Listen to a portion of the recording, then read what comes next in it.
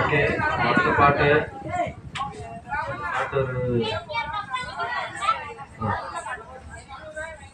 இந்த பாட்டு வந்து ஒரு ஹிந்தி சிங்கர் தான் பாடியிருக்காரு. அவர் பேர் உதித் நாராயண்.